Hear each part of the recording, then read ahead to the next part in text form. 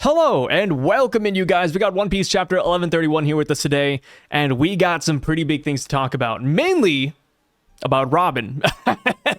Who doesn't love the Robin haircut making a comeback in 2024? I know I do. You know, as a prolific lover of bangs myself, I am glad that Robin's hairstyle has reverted to its pre-time skip form. But before we get to that though, let's start off with the cover page story and just work our way down. And this week we got volume 18 of Yamato's journey, and we see Yamato, Tama, Komichio, and Speed rushing off to capture the thief that stole Yasui's blade.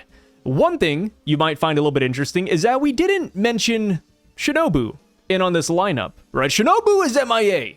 You know, we talked about this for the past couple of weeks now, but yes, Shinobu is just not with Yamato or Tama anymore, despite being with them in this exact same location. So this does definitely raise some red flags in my opinion. This could be Oda wanting us to doubt Shinobu, or this could actually just be Shinobu who stole the blade. I don't know why. I think that's the main hangup for me, is that I don't know why Shinobu would do any of this. So I think it is just the Wano kidnappers at the end of the day, or maybe it's the Wano kidnappers making Shinobu do it. You know, maybe they're like, hey, steal that blade and we'll let the hostages go, right? I feel like there's a lot more to it, but yeah, outside of that though, I do think it's really cool that Speed is with the group. So based off of what we know about Tama's powers, she can use her Kibidongos to make animals subservient to her for a full month. But once that full moon comes all the way around, which is what Oda said in SBS, I believe, then you get released from Tama's imprisonment. But here's the thing, right? Tama could simply just give you another Kibidongo to make you, you know, subservient to her for another month, or maybe you just like life with Tama and you end up hanging out with her. Of course, during the Wano arc, Speed said that she'd want to serve Tama even after the month is up, and it looks like that's what's happening here, and it's kind of cool to see, right? I wonder if Tama has the rest of the Beast Pirate Smile users still under her command, or if they're just following her willingly at this point. One small detail that I did think was a little bit interesting is that if you look at the bottom right of the cover page, you'll see that we have left Amigasa Forest, and we are now back into the wastelands of Wano. I can't tell if we're going forward within Yamato's journey, or if we're just going backwards to where the kids were throwing rocks at her. Either way, we have left the forest, and hopefully this takes us to the kidnappers / sword thief's hideout. So now, onto the chapter, but we see that Luffy is completely stoked to finally be in Elbaf, and I can't blame him. Yo, he's been waiting for this for years now, and he just starts blabbering on and on. He's like, yo, everything here is so big. You know, this is where the giants live? Does Usopp know about this? Hell, you know, I thought it was crazy seeing Dory and Brogy's ship, considering how many giants were there. And he just keeps on talking, and we see Loki in the background, and he's trying to butt in, like, hey, I'm still here. I'm the sun god, damn it. Listen to me, you human. And one thing that I did think was kind of interesting was that Loki's ears never perked up when he heard the name Usopp or Dory and Brogy. He didn't really seem interested in them, which makes sense, you know, given his situation, but I'm like, okay, wait, does he not care about Dory or Brogy? Does he not know about them? What about Usopp, right? Because his brother is Hajrudin. You know, surely Hajrudin must have talked about God Usopp. So yeah, I did find that a little bit interesting. Does it matter in the grand scheme of things? Probably not. But I like to imagine that in the future, right, Loki gets released, he's doing his thing, and then he sees Usopp, and he's like, wait a minute, Hajrudin mentioned this guy, Straw Hat mentioned this guy. What is with this guy named Usopp, right? I could see that totally being the case, but at the end of the day, it just boils down to me wondering also, just how much does Loki know about the world and of Elbaf since he's been chained to this tree for 6 dang years? Moving on though, Loki does interrupt Luffy saying, hey, human, listen to me when I'm speaking to you. I am the sun god of legends that has been passed down here on Elbaf. And again, right, we talked about this last week, I'm gonna bring it up again, but I'm telling y'all, dude, whatever devil fruit Loki has, it really makes him think that he is the sun god. You know, something about his devil fruit or whatever he ate makes him believe it, whether it's a fiery ability, whether it's the rubbery properties, the music, there's gotta be something about this damn devil fruit that makes him so dang confident that he is that guy. I've been seeing this theory float around for a while now, but people have been saying that this guy might have actually eaten a Surtur Zoan devil fruit, which is a fire giant devil fruit. And honestly, I like it, because 1, it has to do with Ragnarok, 2, it ties in perfectly with Norse mythology, and 3, it would make him think that he's the sun god. You know, if I'm a giant that can light myself on fire and take on a mythical form, I would think I'm the sun god too. So another thing about Loki's introduction that is pretty significant is his bounty. So number-wise, this guy is worth 2.6 billion berries. Not exactly a small number, right? He is among, I think, the top 10 highest bounties in the series. But when compared to Luffy, man, I'm gonna say it right here, but I'm not really threatened by his bounty at face value. But then again, I always gotta reel it back. Bounties could be outdated, right? Look at Dory and Brogy. On Egghead Island, they were only worth 100 million berries together. You know, they had a joint bounty poster. It was only after Egghead that they said, hey, you know, inflation hit, Egghead happened, Dory, Brogy, 1.8 billion individually. So, with that being the case, this bounty could be really outdated. Maybe it didn't even account for Loki's devil fruit. There are a lot of things that could get really wishy-washy with a giant's bounty in the world of One Piece. I will admit though, the one thing I really enjoyed about Loki's bounty number is that since it is 2.6, if you combine it with Luffy's current bounty, which is 3 billion, you get 5.6, which is what a lot of people theorize that Luffy's final bounty is going to be, because it slightly surpasses Roger, and because 5.6 is Go-Mu, which is Luffy's iconic number as well. So again, I think Oda is going to play really hard with the thought that Loki here has a fruit that is close to Luffy's or is mimicking the sun god's properties. So now, aside his bounty, comes the little, you know, quotation marks that says that he has a special bounty. And it's like, what do you mean? What do you mean special bounty, right? Is he one of those rare cases like Sanji where he's only going to be wanted alive? Or will he be the opposite where he's only wanted dead?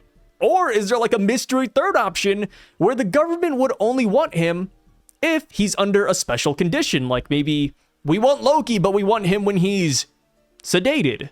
Okay, that sounds so stupid. Okay, never mind, scratch that one. But yeah, either way, I'm really curious to see what the special bounty actually means. I could see there being an instance where maybe this is a Elbaf bounty, right? It's not issued by the world government, but the Elbaf citizens would pay you 2.6 billion berries if you caught Loki, if he ever escaped. I could see that being the case as well. And also, it's kind of funny seeing a bounty reveal for Loki when he's chained up to a tree, right? Like, technically he's already captured, just not by the world government. So yeah, Loki goes on and he talks a little bit to Luffy, and we get some pretty big reveals here. We learn that 1, he's been tied to this tree for 6 whole years, and 2, the tree that he's tied to is none other than the treasure tree Atom. So, you know, we all knew this was the treasure tree Atom. It just was never confirmed. We were 99.99% there. But we just needed that Oda stamp of approval. And he finally did it. We have now met one of the 2 legendary trees in the world of One Piece. Okay, that's wrong to say. There's a lot of legendary trees in the world of One Piece, like Giant Jack, Torino Kingdom's tree. But Treasure Tree Atom is a set of 2, right? Treasure Tree Atom and Sunlight Tree Eve. This is important. And now that we have met this tree, I'm curious about a lot of semantics again. Sorry, you know, we're going into the small details, but now that we know that it is Treasure Tree Atom, how did we get the wood from this tree to begin with? Did we get it from a tree branch? Is there a guy, you know, alongside Loki just, you know, knocking wood down? How did the black market get a hold of it? How did Frankie get that connection in the first place? And if so, what part of Treasure Tree Atom is the Sunny actually made out of? You know, like, did we get the wood from the underworld? Did we get it from the top of the tree? Does where you get the wood even matter? There's a lot of like small questions like that I'm really curious about. And I kind of wonder if Oda will ever tackle it, right? I feel like he will. I feel like this tree has been built up for such a long time. And now that we know that this is Treasure Tree Atom, which is something I've said like 10 times now, it does put into context this picture we got of it way back when. Because if you look at the picture, you see a village at the base of the tree. And now I'm wondering how accurate it is. Like, was there actually a village at the base of this tree in the underworld? Or is that just how somebody simply imagined Treasure Tree Atom would look like and just threw a village in there for size comparison? So now, moving on to the timeline of Loki's imprisonment, he told us that he has been chained to this tree for 6 whole years. And I'm like, okay, that is oddly specific. There's not a lot of things that we know about that took place 6 years ago. But that's not exactly true. Because we learned just recently in chapter 957 that a certain someone became a yonko 6 years ago. And that character is none other than red-haired Shanks. And I can't help but wonder. If there might be some correlation there, right? Did Shanks take down Loki and tie him to the tree, and that is how Shanks became a yonko? Maybe. Was Loki supposed to be a yonko in general, and that's why he has such a high bounty, but the minute Shanks took him down, they gave it to Shanks instead? Could be the case. Of course, we don't have a lot to go off of right now, but we do know at least that the bare minimum requirement has been met. And that is the fact that Loki does indeed know Shanks. So before we get there though, before we talk about Shanks, we see Loki offer Luffy a little something. He says, hey, these chains, man, they're sea stone. I'm trapped here. You know, I'm in quite the predicament. And I would love it if you freed me. The key is up there in the village. Please go get it for me, and I will kill any pirate crew you want. I'll wipe them out without a goddamn trace. Luffy, of course, doesn't give a rat's ass about that. I mean, during the whole thing, Luffy is still very lackadaisical. He's still taking all of Elbaf in. And yeah, Loki realizes that that tactic isn't exactly working. Granted, I think it is a really good tactic if this were any other pirate group. Right? Put Buggy in here, you know, put a Yonko, put Kaido in here. Maybe he'd say, hey, I'll let you go, but you gotta join my crew. You know, put anybody else in Luffy's shoes and they might think about it. Hell, put Kid in here and maybe he'd want Loki to take down Shanks. I don't know, though, because Kid is very prideful, but, you know, we'll see what happens with him. But either way, you know, Luffy doesn't care. So Loki says, okay, since you're not really caring about this, how about this?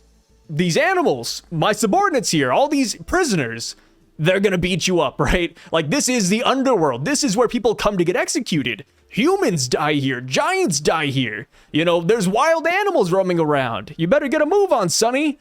And Luffy, in the span of one singular panel, puts all of this to rest because those big, bad, and vicious animals that were rolling up on Luffy started shooting out heart emojis and heart eyes the minute Luffy walked up to them. So those animals were tamed instantaneously, man. And what makes this scene so funny is that while they were, you know, ganging up on Luffy, Loki was like, hey, this is the sun god's territory, right? The sun god rules these lands. And since I'm the sun god, and because I became friends with these animals when I was a kid, they listen to me. And it just feels like another parallel between Loki and Luffy, right? Loki says, oh, the sun god should rule them. Boom, Luffy's doing it. That's just how it is. And another thing that could parallel Loki and Luffy is the fact that for the first time ever, if I recall correctly, somebody pronounced Luffy's name wrong. Loki looks at Luffy and I think he calls him like Loggy or, you know, something close to that.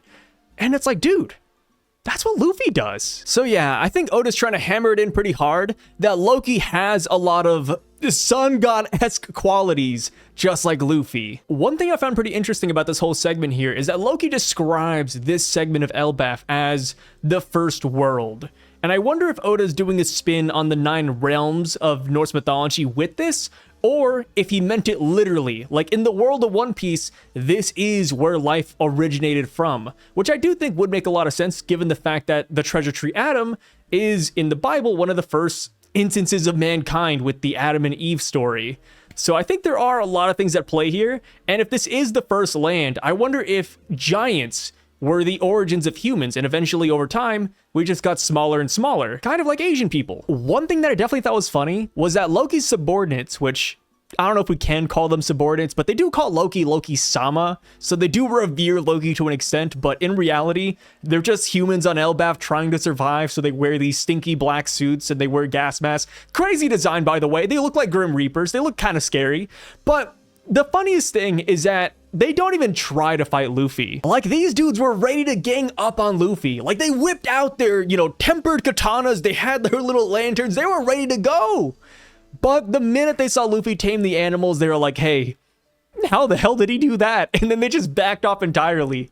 It was pretty funny, and they do drop a really important line. They say, hey, Loki-sama, we're so sorry that we fainted earlier, but none of us could have expected red-haired Shanks of the Yonko would have stopped by earlier. One thing to keep in mind, though, I just want to throw this out there, but even though Shanks made them faint, it doesn't have to be because Shanks was trying to antagonize Loki or kill these guys, because we have to remember that Shanks is simply him, right? Shanks walks down the Whitebeard pirate ship, for example, and people started passing out left and right because Shanks just exudes conqueror's hockey. And it's like, damn, dude, we now know why Shanks might have came to Elbaf after Wano, because it did seem a little bit odd, right? Shanks went to Wano to look for Blackbeard. Blackbeard never showed up, so he started sailing away. Marco showed up, and then Shanks ended up dropping him off somewhere nearby Sphinx Island.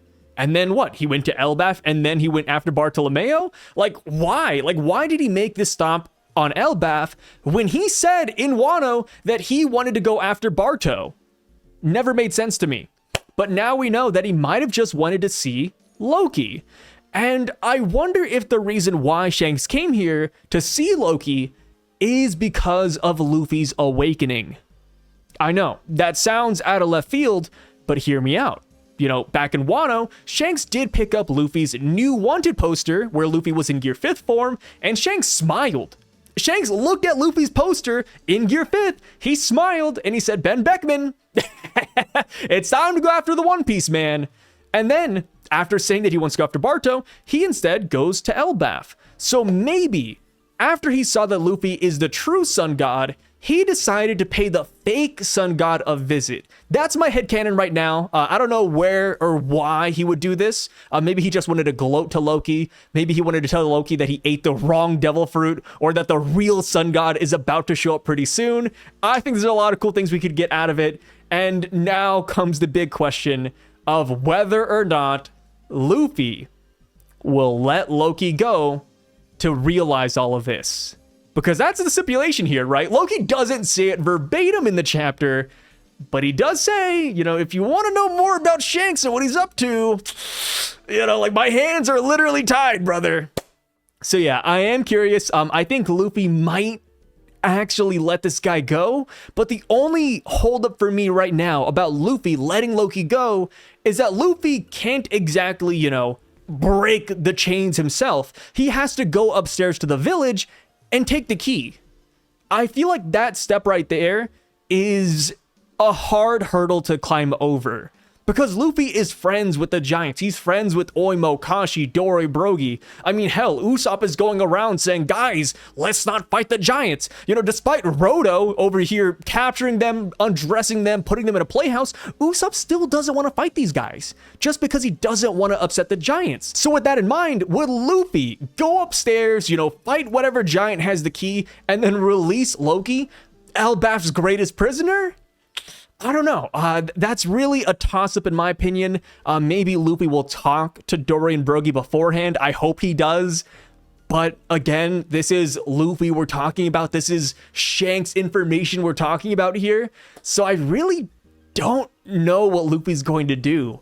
And that's exciting and scary at the same time. So to show just how much Luffy cares about this Shanks information and Shanks in general, is that right when Loki mentions Shanks and calls him a chicken, Luffy goes Gear 4th immediately. You know, just as quick as Luffy tamed these animals, Luffy went Gear 4th and tried to take Loki to Pound Town, dude. But Loki dodged it, you know, despite being chained up and blindfolded. He moved his head, he dodged the attack, and he's like, yo, something's wrong with this guy, man. The minute I get out of these chains, I gotta kill this dude. Which I thought was pretty hilarious. And I thought it was notable, again, that Luffy did not go Gear 5th. Luffy whipped out Gear 5th against Hillmangunder, you know, the snake in Rodo's playhouse. You know, Luffy has been whipping out Gear 5th a lot recently. So the fact that Luffy didn't whip it out here, I thought was pretty notable. Right? Because right when Loki sees Gear 5th, would he make that connection that this guy is the sun god? Because I think he would. I think he's definitely more well-informed than Rodo, so the minute he sees the white hair, the drums of liberation, the stretchy properties, I think he might put the pieces together. So I definitely think that's the reason why Oda did not make Luffy go Gear 5th in this first confrontation with Loki here, because he didn't want Loki to put all the pieces together just yet. So now, moving on to the next segment, we see Usopp, Zoro, Sanji, Nami, and Chopper, and they're still running on that bridge over to the Yggdrasil Atom Tree. And they notice that the bridge is shaking. They look behind them, and they see that Rodo, the sun god, is chasing after them. I'm sorry, I don't know why I'm so hyped right now. It is 7 a.m. actually. It's late in the night. But yeah, Rodo is chasing after them, and they put together the pieces and come to the conclusion that Rodo is the fake sun god that encaged them in the Lego Kingdom. And that's simply because he looks like a guy that just got hit by lightning, right? You see like the blackened marks on him. I think you also see like some dust coming off of him too. So yeah, they're like, okay, he is that bad guy. And now that they know this, Rodo is 100% cooked, right? Like in the next couple of chapters, we're gonna see Rodo in the underworld tied to a tree. I mean, dude, at first I thought that Rodo might get away with the crime because he was wearing like a costume and a mask, but now that he's out and about, no, he's caught. And if the lightning bolt, residue wasn't enough for us, we have Gerd and Goldberg chasing after him while holding up the Thousand Sunny. So they know what he did. They know his crimes. And bro, I'm excited. I want to see Hajrudin. I want to see the Giants of Elbaf. I want to see everybody just lay it in on Road. Like, I want to see what his punishment is going to be, man. But yeah, this guy is 1000% caught. I don't even know why he's chasing after the Straw Hats. Maybe he's chasing after them so that he can apologize. In my opinion, that's like the only way he can survive this situation, but we'll see. Zoro was pretty funny. He turned around. He's like, oh, wait, they have the Thousand Sunny? Okay, I'll just kill him real quick, guys. Don't worry about it. I'll take him down in a single hit. But Usopp, again, he's like, hey, we don't know what's happening here. What if they're friends with Dory and Brogy? We can't just turn around and take him down, Zoro. Like, we can't do this. And I agree with Usopp to an extent. But, they wronged the Straw Hats first, in my opinion, right? They hit first, you hit back. All's fair in love and war. So yeah, the Straw Hats are still running away. I can't wait to see what it's going to be like when they get to the village, but they still have a long way to go. Like, if you look at the chapter, you can see like the boxes where they're talking, and it looks like they're only halfway through the bridge. So yeah, they still have a long ways to run. So now, switching gears, we cut over to Hajrudin and Stanson, the only two members of the new Giant Warrior Pirates that we have not seen thus far. And Hajrudin and Stanson, bro, they're preparing a feast, right? They took down a moose in the underworld, and they're hauling it back. They're like, yo, this is a feast for our saviors. I know we don't have, what do they call it? Like the Sunstone Pinder? Something like that. Even though we don't have the Sunstone Pinder to help us bring this moose back to the village, we're Elbaf warriors. We gotta bring it back with our muscles. So they pick it up and they start hauling it away. And while this is all fine and dandy, I can't help but think back to the beginning of this chapter, where Loki mentioned that the animals of Elbaf are his friends, or at least the animals of the underworld are his friends. And it's like, bro, like these brothers can't be more different. Like right now, I'm kind of wondering if Loki would be upset once he realizes that Hajrudin took down a moose in his underworld. Or maybe that's why Hajrudin hunted this moose in the first place. Maybe he's like, my damn brother loves these animals. I'm gonna kill him and feed him to our sun god instead. Right, I feel like there's some brotherly dynamics at play here, and I'm excited to see it, man. I mean, Hajrudin is in the underworld right now, so who's to say that he doesn't simply run into Luffy or run into Loki, and we get a little confrontation there. So now, rolling it back to the Sunstone Pinders that Hajrudin and Stanson talked about. I'm gonna be honest, I got no idea what a Pinder actually is, but Sunstone, on the other hand, I have a couple of ideas. So we do know that there is a substance in the world of One Piece called Sea Stone. Maybe you've heard of it before, maybe you haven't, but Sea Stone, it takes away your Devil Fruit powers. It weakens you. So I'm kind of curious to see if Sunstone is the exact opposite of that. What if Sunstone is something that actually makes you more powerful? and that's what they were looking for, right? Because they ended up lifting this moose. They're like, no big deal, we'll just lift it anyways. Maybe if they had the Sunstone Pinder, it would give them more energy to lift it. Maybe it could be like a rune, right? When you think of Norse mythology, when you think of a lot of mythological things, every now and then they have runes or mythic carvings on rocks that help you get stronger. Maybe that's what the Sunstone Pinder actually is. Or we could go with another answer and could say that this is just a transportation device, which would be very fitting for this situation, right? You got a giant dead moose, how do you bring it back to the village? Well, why don't you just put it on a wagon and wheel it over? Maybe that's what a Sunstone Pinder is, but I think the first option is a little bit more interesting, right? Maybe it is some runic technology or something that makes you more powerful. I don't know if that'd be like a cheat code, but I don't know. I feel like there's something here, right? Sunstone, Sea Stone, there's gotta be something that these damn stones have in common. So now, on to the final part of the chapter. We got Robin. And we're going back, dude. We are going back to pre-time skip Robin hair. I said it earlier, man. I started the video with it, but I am just a huge fan of bangs. I genuinely believe that bangs might be top 5, if you were to rank it, when it comes to a guy's weakness. And bangs, man, let me tell you, for me, it's like probably number 2 or number 3, my God. So Robin's got the bangs back, and of course there is a deep meaning behind it. There is, some purpose for it. It's not just gooner stuff, but Robin does it so that Saul would recognize her, and just to bring back memories with Saul, and it's a really wholesome reason, dude. And it would even make for a great note to end off on, if not given the fact that at the very end of the chapter, Saul Sensei is what somebody calls him. They say Saul has collapsed and he's not getting back up. Bro, Oda, what are you doing? You killing Saul, man? Killing Saul after all these years? He should have died, 20 years ago in the Buster Call. Oda kept him alive only to kill him again? It's crazy. Of course, I don't think Saul is going to die. Or if he does die, I like to imagine that Robin would at least get to talk to him before he goes. All I'm asking for, right? I'm not even a big Saul fan, but that's just too cruel, man. That's just too cruel. So yeah, as far as Saul goes, there are a couple of reasons why I'm not too worried about him, and that's simply because we have Chopper and Vegapunk on the ship. Bro, if you want to be cured of an illness, you got the 2 best people right here. Chopper? Vegapunk? My God. So yeah, if they land on the island, hopefully they can cure whatever illness Saul has, unless it's too far gone. Because there does exist a possibility where whatever Saul is going through is due to Ohara. And maybe because that was so long ago, that Saul just can't be cured anymore. I'm just throwing stones out there, playing devil's advocate. But yeah, maybe there's a chance that Saul really doesn't make it out of this alive and that Chopper and Vegapunk can't cure him. But that's yet to be seen. Of course, this does put into context why Oda has never shown us Saul in the past 100 chapters. Because when we were on Egghead, they talked about Saul and how he's still alive. In the Vegapunk flashback, we saw Saul's body. It was bandaged up, but we didn't see his face. There was a lot of odd panels like that. And then even during the Vegapunk message, Saul was, hanging 10, but we didn't see his face. Oda did not show us his front. We only saw his ass.